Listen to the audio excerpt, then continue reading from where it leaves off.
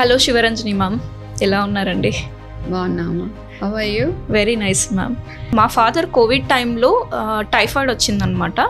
Covid test చేస్తే నెగిటివే ఉంది, బట్ సర్ది అవ్వడం వల్ల మేము ఫీవర్ వచ్చిందనమాట. హై ఫీవర్ వచ్చినప్పుడు మా ఫాదర్ని ఒక ఆర్ఎంపీ డాక్టర్ దగ్గరికి తీసుకెళ్ళామన్నమాట. అక్కడ తను మెడికేషన్ స్టార్ట్ చేశారు. ఇది టైఫాయిడ్, కోవిడ్ ఏం కాదు అని చెప్పేశాడు.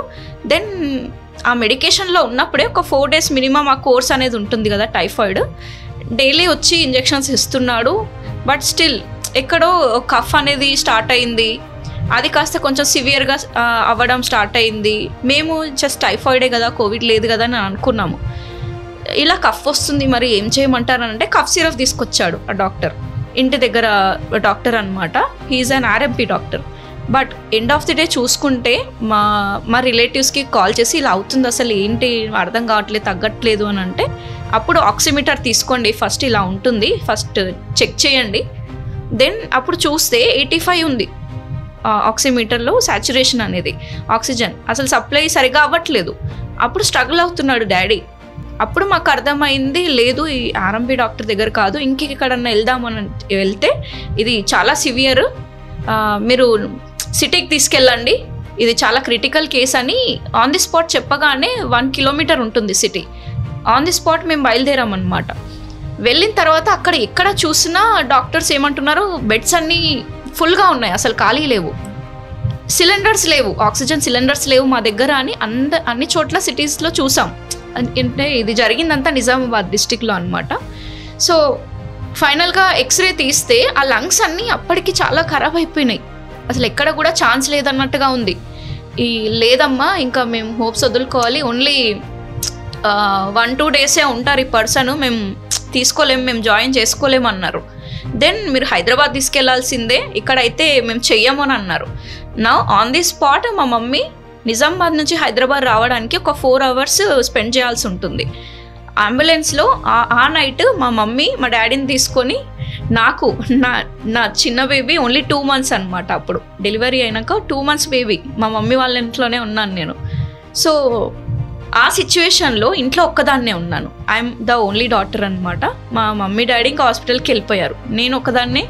ఇంకా నా elder child only 2 years, elder 2 years, ఇంకా యంగర్ ఏమో 2 months అనమాట. ఆ చిన్న పిల్లల్ని చూసుకొని నేను ఇంట్లో ఉన్నాను, నైట్ టైం.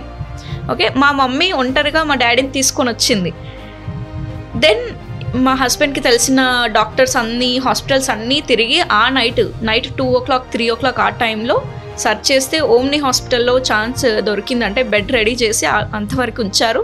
ఈ 4 hours జర్నీ. ఇంకా మా మమ్మీ నాకు కాల్ చేసి, లేదు అసలు ఇలా అంటున్నారు డాక్టర్స్, 1-2 days అంటున్నారు, పోయేటప్పుడు మేము మమ్మీ డాడీ మేము ఇద్దరం వెళ్తున్నాం, కానీ వచ్చేటప్పుడు నేను ఒక్కదాన్నే వస్తానేమో, నాకు భయం వేస్తుంది అని ఇక్కడ ఏడుస్తుంది. ఆ సిచ్యువేషన్ని అసలు ఎట్లా హ్యాండిల్ చేయాలో నాకు తెలియట్లేదు అనమాట. దెన్ అప్పుడు రియలైజ్ అయ్యాము, అసలు మిస్టేక్ ఎక్కడ జరిగింది. ఇంత ఇప్పుడు ఓకే మ్యామ్, అది రికవర్ అయిపోయారు, ఇట్ ఈస్ ఓకే నౌ. కానీ అలాంటి సిచ్యువేషన్ రావడానికి రీజన్ ఎవరని చూస్తే, ఆ డాక్టర్ ముందే మాకు ఎడ్యుకేట్ చేయలేదు, అంటే అవేర్నెస్ కల్పించలేదు. దిస్ ఇస్ నాట్ నార్మల్ కాదు కదమ్మా. దట్స్ వాట్ తర్వాత మేము తెలుసుకున్నాము. ఫస్ట్ ఆఫ్ ఆల్ ఆర్ఎంపీ అంటే రిజిస్టర్డ్ మెడికల్ ప్రాక్టీషనర్, రైట్? అక్కడే వచ్చింది మ్యామ్, కనీసం MBBS ఉన్నాళ్ళు, రైట్? ఓకే. ఇప్పుడు అది 10th 12th పాస్ అయ్యి ఎవరన్నా డాక్టర్స్ దగ్గర కాంపౌండర్లో కొన్ని రోజులు చేసి, ఇంకా దాన్ని బట్టి మేము డాక్టర్స్ మనీ వాళ్ళు ప్రాక్టీస్ చేసి, వాళ్ళు చెడు మంచి గురించి నేను మాట్లాడటల్లా. ఓకే, వాళ్ళు అదొక సిస్టమ్ మనకి వచ్చేసింది, వీళ్ళు ఆ సిస్టంలో పడిపోయారు. నువ్వు చెప్పిన దాంట్లో నేను ఎన్ని తప్పులు పట్టుకుంటానో నేను. ఫస్ట్ ఆఫ్ ఆల్ అంటే అవైలబుల్ ఉన్నాను చూసుకోవటం వల్ల మీరు నష్టపోతున్నారు. అప్పుడు మీకు జ్వరానికి ఒక ఇల్లు, ఎంతో మంది దాని మీద ఆధారపడి బతుకుతున్నారు. సో గవర్నమెంట్ కూడా వాళ్ళకి వేరే రకమైన వృత్తి కల్పించి, ఓకే, తర్వాత మన ప్రైమరీ హెల్త్ సెంటర్లు వీటిల్లో ఉండే డాక్టర్స్ మంచిగా అవైలబుల్గా ఉండే అటు చూసుకుంటా, గ్రామీణ ప్రాంతాల్లో అది చూసుకుని ప్రజల్లో కూడా, ఇదిగో మీకు ఏమైనా సమస్య వస్తే ఇక్కడికి వెళ్ళాలమ్మా, వచ్చేసి నెక్స్ట్ డే బాగుంది అంటారు. ఆ 2-3 రోజుల్లో మళ్ళీ అది ఎక్కువ అవుతుంది. ఓకే, సో అసలు డాక్టర్స్ కాదు, they are not doctors. Right, they are not doctors. అంటే ఏ జబ్బు వచ్చినా ఒకే మందు ఇస్తారు అన్నట్టు. వేర్ చిన్న పిల్లాడికి సర్కంసిషన్ అంటే ముందు తోళ్ళు తీసేస్తాం కదా, కొంతమంది చేపించుకుంటారు కదా, పొరపాటున పీనిస్ కట్ చేసింది కూడా జరిగింది. ఇంక ఇమాజిన్ చేస్తారా? అవి అన్ని చేస్తున్నారు. ఇప్పుడు షుగర్ జబ్బాళ్ళకి ఏళ్ళు పుచ్చిపోయింది అనుకో, వాళ్ళు యాంప్యుటేట్ చేస్తున్నారు.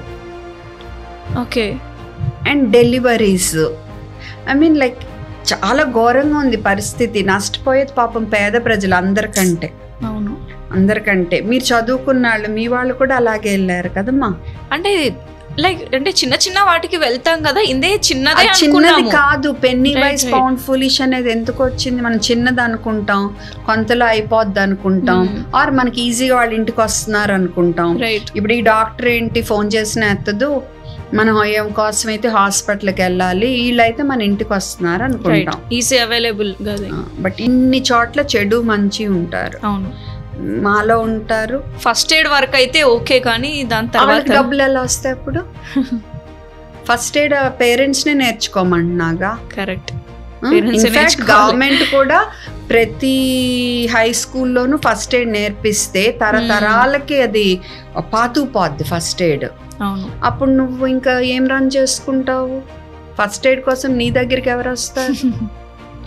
కాదు, ఇప్పుడు ఎవరు వెళ్తున్నారమ్మా ఇంటికి? మీరు హాస్పిటల్కి వెళ్ళండి. ఎందుకు వెళ్ళరు మీరు? అంటే రూరల్ ఏరియాస్ లో చూసుకుంటే ఎందుకు వెళ్ళకూడదు? ఇంకా రూరల్ ఏరియాస్ దగ్గరే ఉంటాయిగా primary health centres. All time ఇప్పుడు మిడిల్ ఆఫ్ ది నైట్ అని అన్నాం కదా, ఆ middle of the night A doctors available ఉండరు.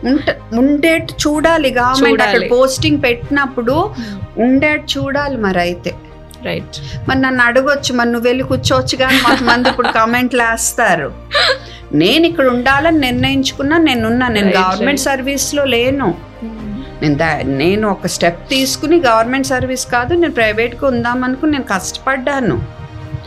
నెలకి 5,000 ఇంటికి తీసుకెళ్ళిన రోజులు కూడా ఉన్నాయి. Right, okay. సో కమెంట్స్ నేను ముందే చెప్తున్నా, ఇలాగ అంటారు, నువ్వు వచ్చి కూర్చో మా ఊళ్ళల్లో అని. నేను ఎందుకు కూర్చుంటాను? నేను నా వృత్తి ధర్మం నేను బాగా నిర్వర్తిస్తున్నాను. అలా ఎవరి వృత్తి ధర్మం వాళ్ళు నిర్వర్తించాలి. అండ్ ఎవరు కరెక్టో వాళ్ళ దగ్గరికి వెళ్ళి మీరు చూపించుకోండి. తర్వాత మీరు నష్టపోయినా మరి అది మీ తప్పే అవుతుంది. రైట్, మీరు పర్సనల్ గా ఎక్స్పీరియన్స్ చేశారు. Right right. లైఫ్ లెసన్ అన్నమాట మాకి. ఎలా ఉండుంటది ఆ టైంలో? కరెక్ట్. అసలు మీరు చెప్తుంటేనే